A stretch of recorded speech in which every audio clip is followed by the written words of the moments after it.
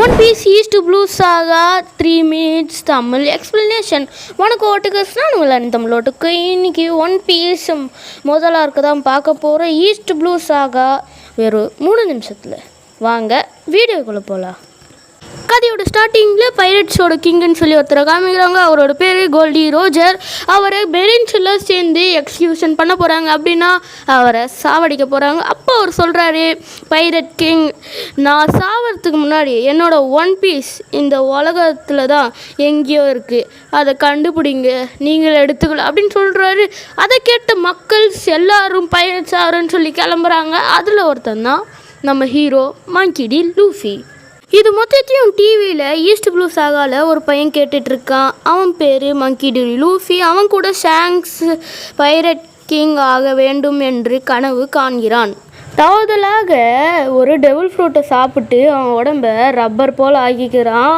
அப்போது 17 வயதுலேயே ரோஜர் சொன்னதை கேட்டு நான் ஒரு பைரட் கிங் ஆக போகிறேன்னு சொல்லி கிளம்புறான்.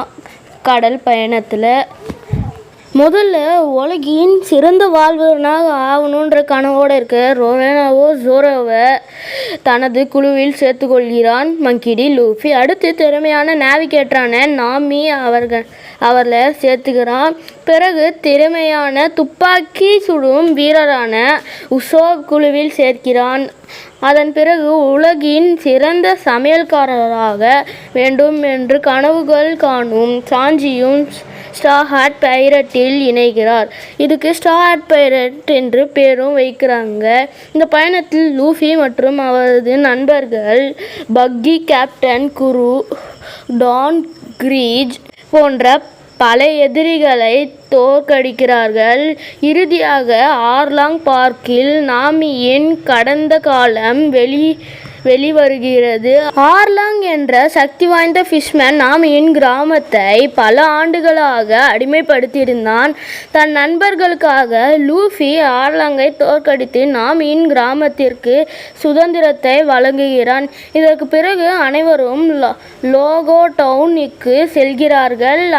அங்கிருந்து அவர்கள் உலகின் மிக ஆபத்தான கடலான கிராண்ட் லைனை நோக்கி தங்கள் உண்மையான சாகசத்தை தொடங்குகிறார்கள். இதுவே ஈஸ்ட் ப்ளூ சாகா ஸ்டார் ஹாட் பைரட்ஸ் உருவான கதை, நட்பு, கனவுகள் மற்றும் சுதந்திரத்தின் தொடக்கம். அடுத்த வீடியோவில் அலபஸ்தா சாகாவை முழுமையாக பார்ப்போம். நன்றி. சப்ஸ்கிரைப் பண்ண மறந்துடாதீங்க.